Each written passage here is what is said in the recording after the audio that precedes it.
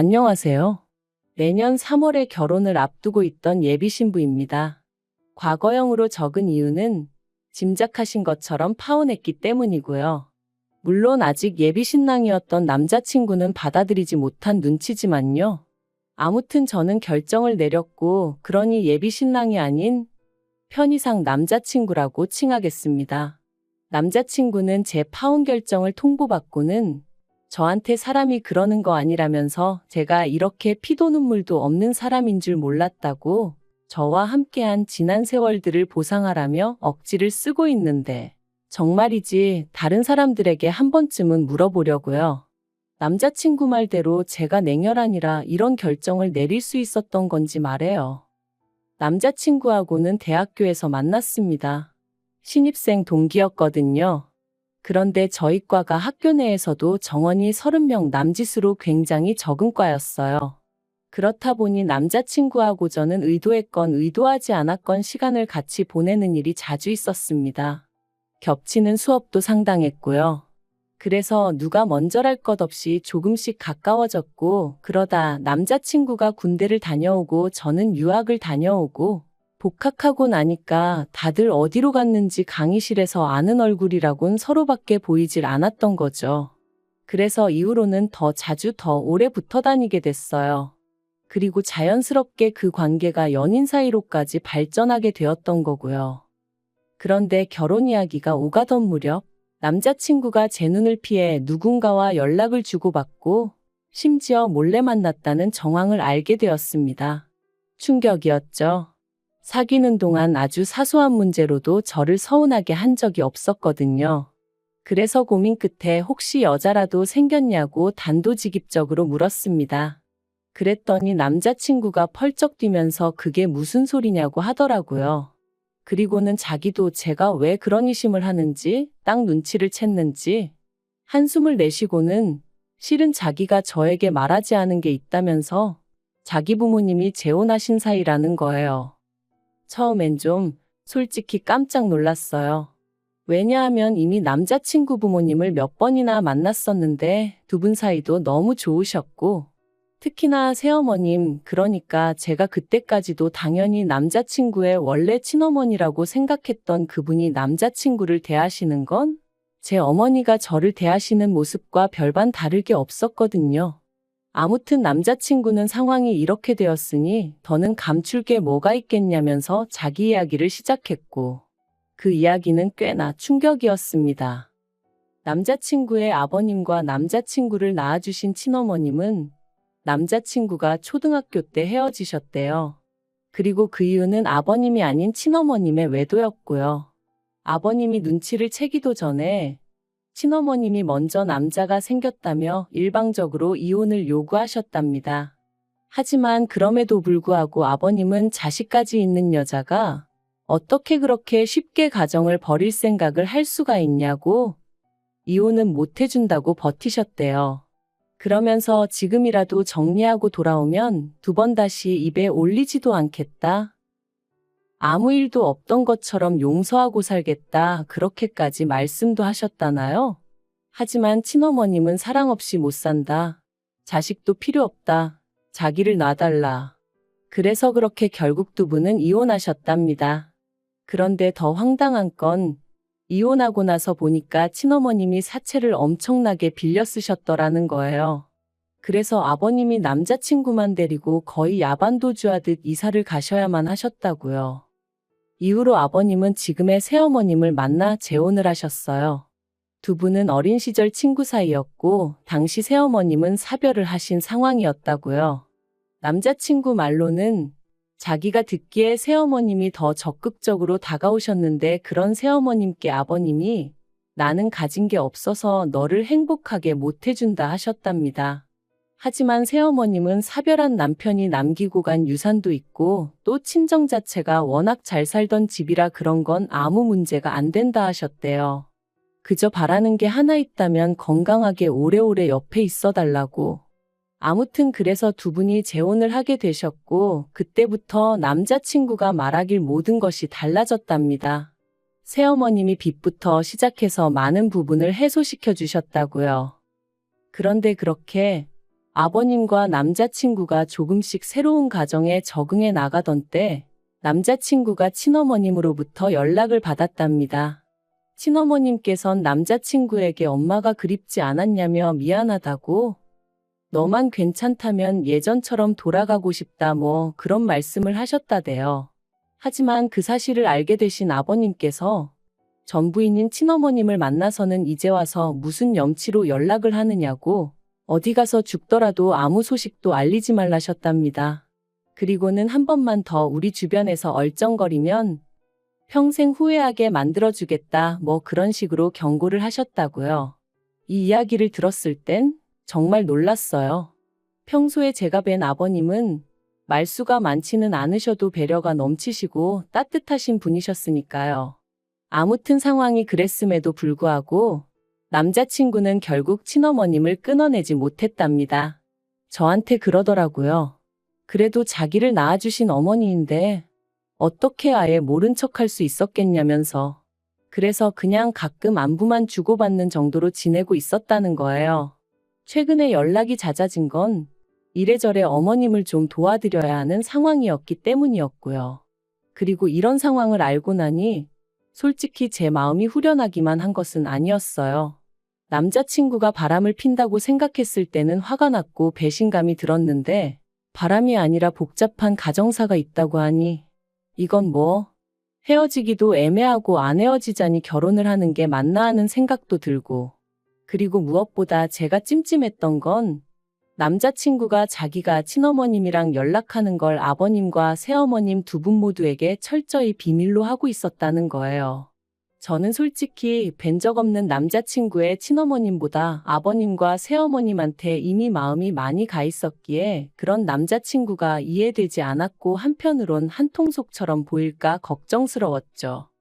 말이 나왔으니 말이지만 저는 새어머님이 참 좋았어요. 저한테 정말 잘해주셨거든요. 일단 뭐 결혼 전이니 어떻게 보면 당연하기도 하지만 저한테 먼저 연락하고 그러시는 것도 없고 그렇다고 제 연락을 기다리시는 것도 아니고, 제가 집에 갔을 때도 너는 손님이니 부엌 근처에는 밥 먹을 때 빼곤 오지도 말라 하시고, 보통 아버님하고 차리시고 손이 부족하면 남자친구를 부르시고 그러셨어요. 그뿐만이 아니라 상견례 자리에서는 확실히 말씀드리겠다며 저희 부모님더러 예단 같은 거 안 해서 보내셔도 된다고, 잘 키운 딸 보내주시니 그것만으로도 감사할 뿐이라고. 그리고 명절 같은 때는 당신도 아버님하고 여행 다니며 편하게 즐기며 살고 싶기에 꼭 아이들이 와야 한다고 생각하지 않는다면서. 아무튼 저희 부모님 입장에서나 제 입장에서나 정말 좋은 시부모님을 만난 것 같다고 복받았다고. 얼마나 좋아했는지 몰라요. 그런데 이런 새어머님을 속여야 했으니 솔직히 너무너무 찜찜하고 불편하고 죽을 맛이었죠. 그러다 기어이 일이 터졌습니다. 시작은 지난달이었어요. 평소와 마찬가지로 남자친구랑 데이트를 하던 중이었는데 전화 한 통이 걸려왔고 그 전화를 받은 남자친구의 얼굴은 사색으로 변하더라고요. 그리고 하는 말이 지금 당장 병원에 가봐야 한다며 친어머님이 교통사고로 크게 다치셨다대요. 저도 놀랐죠. 그래서 일단 남자친구를 병원으로 보냈고 이후로 남자친구가 한 달 가까이 병원을 오가며 친어머님을 간호했어요. 내심 제가 도와줬으면 하는 눈치도 있었지만 그건 경우가 아닌 것 같아서 모른 척했고요. 그리고 진짜 문제는 친어머님이 들어두신 보험도 없고 무엇보다 본인이 잘못을 해서 교통사고가 났던 거대요. 그래서 그나마 혼자 살고 계시던 월세방 보증금까지 싹 다 빼서는 병원비 되고 그걸로도 부족해 남자친구가 결혼자금이라고 나름대로 모아둔 돈까지 다 써버린 거죠. 듣는데 어찌나 갑갑하고 화가 나던지. 하지만 첩첩산중이라고 그게 다가 아니었습니다. 갈 곳이 없어지신 친어머님을 남자친구가 아버님 새어머님은 물론이고 저와도 상의 없이 자기 사는 오피스텔로 모셨거든요. 어이가 없더라고요. 아무리 상황이 급박했다고 해도 그렇지 어떻게 나랑 상의 한마디 없이 그럴 수가 있나 싶은 게.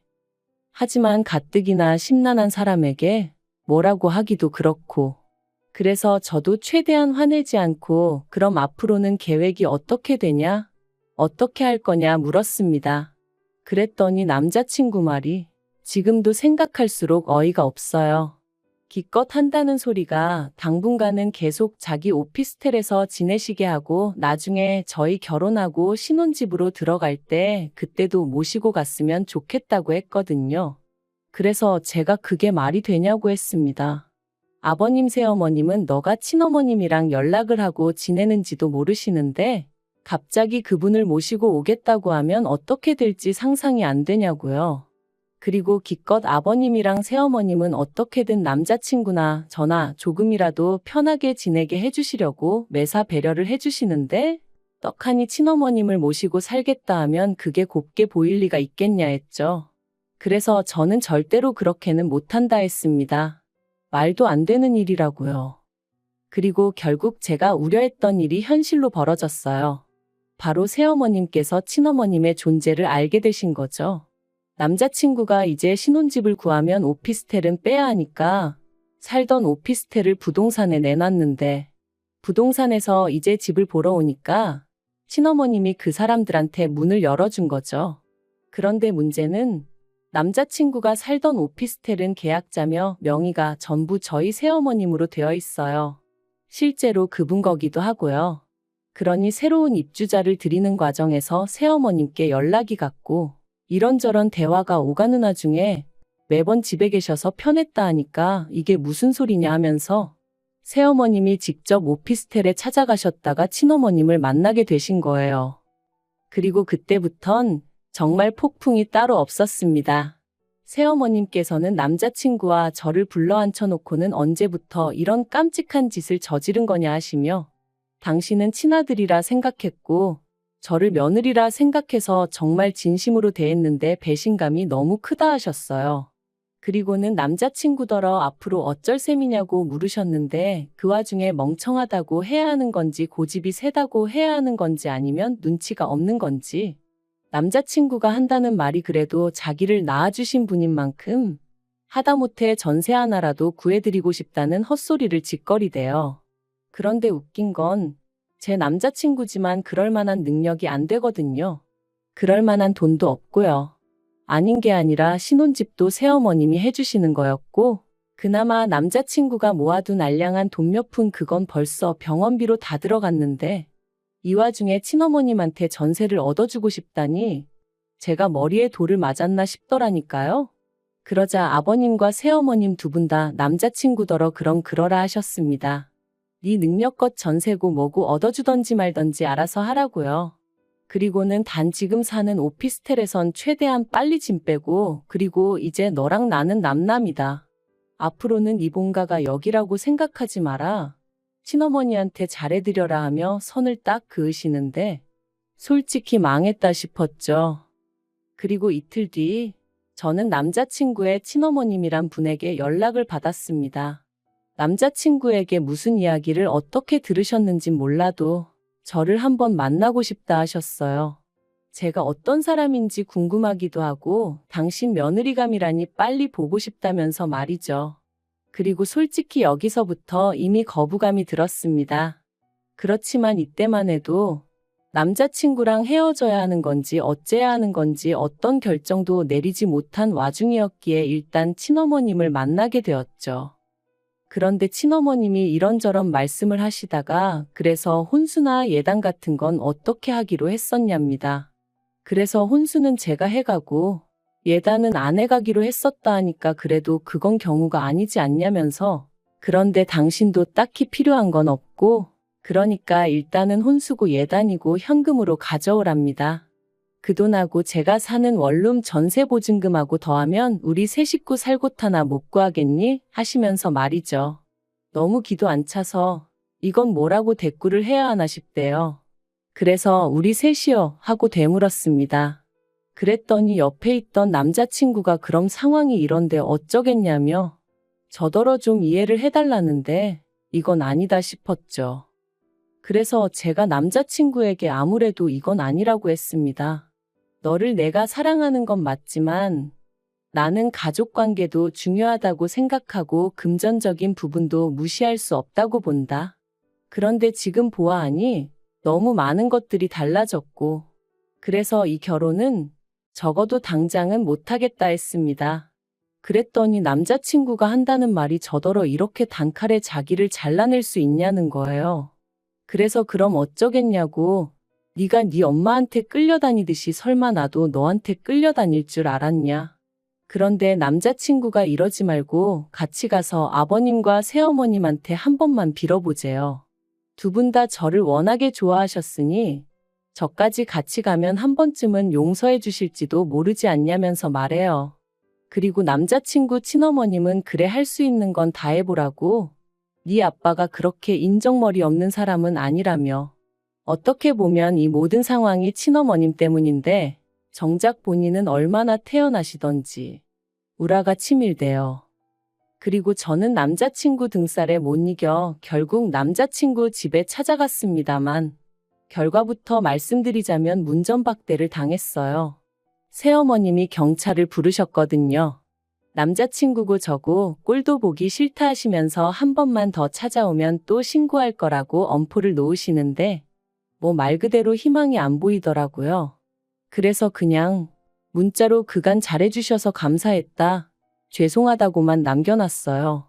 그리고 그때 아버님이 현관 밖으로 나오셔서는 왜 일을 이렇게 만드냐며 남자친구를 탓하셨습니다.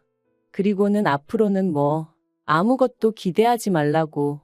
경제권이고 뭐고 새어머님이 다 쥐고 계셔서 당신은 따로 도와줄 수도 없다고 그러시더라고요.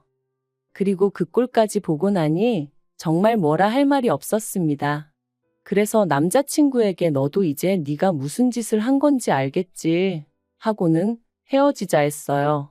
나는 솔직히 네 친어머니고 어쩌고 해도 좋은 마음으로 대하고 살 자신도 없고 그리고 이번 일을 통해서 네가 얼마나 무계획적이고 무능한지도 알게 되었다고. 그러니 이제 각자 갈 길 가자 한 거죠. 그랬더니 남자친구가 저더러 악렬합니다. 저더러 자기 돈 보고 좋아했던 거냐면서 너 꽃뱀이야 그러는데 웃기지도 않아서 그래 마음대로 생각해 하고 집에 왔어요. 그래도 무려 6년을 사귀었고 그러니 솔직히 제 마음이 한 번에 정리되진 않았어요. 그래서 집에 돌아온 이후로 한 3, 4일 동안은 밖에도 안 나가고 울었다 멍했다 그렇게 시간을 보냈거든요. 그런데 그런 와중에 남자친구 친어머님이 또다시 연락을 해와서는 사람이 살다 보면 별일이 다 있는 법이지만 가족끼리 힘을 합쳐 헤쳐나가면 되는 거라고. 너무 경솔하게 행동하지 말고 같이 힘을 내자 그러시대요. 그리고 그 문자를 보자마자 진짜 머리끝까지 화가 올라왔어요. 이 아줌마 때문에 몇 사람이 상처를 입고 내 인생은 꼬였다 싶기도 해서 말이죠. 그래서 답장으로 아줌마 앞가림이나 잘하고 사시라고. 아줌마 때문에 아줌마 아들 팔자 꼬이고 저까지 파혼했단 수근거림이나 듣게 생겼다고. 마음 같아선 확 고소하고 싶은데 참는 줄이나 아셔라. 그렇게 보내고 차단해버렸네요. 그리고 엊그제 제 친구이기도 하고 남자친구의 친구이기도 한 친구가 이 친구는 그래도 대충 양쪽 상황을 다 알거든요. 아무튼 이 친구가 말을 전하길 남자친구가 회사에서 퇴직금을 선지급받았다고 하더랍니다. 그 돈으로 일단 반지하 월세라도 구해서 친어머님을 모시겠다고 했다면서 말이죠. 그리고는 혹시나 저를 만나면 자기가 정말 미안해하고 있다면서 저 없으면 죽을 것 같다고 그러니 제발 돌아와 달라고 전해달라 했다대요. 그래서 그 친구한테 쓸데없는 소식 한 번만 더 전하면 너하고도 손절하겠다 했어요. 재수 없으니까 그 자식 얘기 꺼내지도 말라고요. 솔직히 이런 저를 속물이다 생각하는 사람도 있을지 모르겠지만 저는 지금 그 친어머님인지 뭔지 하는 분 때문에 인생 자체를 송두리째 뺏겨버린 기분이에요. 마음 같아선 어떻게든 책임을 묻고 싶을 정도로 말이죠. 하지만 또 한편으로는 그래도 이런 일이 결혼 전에 벌어졌으니 얼마나 다행인가 싶기도 합니다. 6년의 세월을 한순간에 없었던 일처럼 지우고 살 순 없겠지만 그래도 조금씩 다시 기운 차려 볼게요. 두서가 없는 제 남사스러운 이야기를 들어주셔서 감사합니다.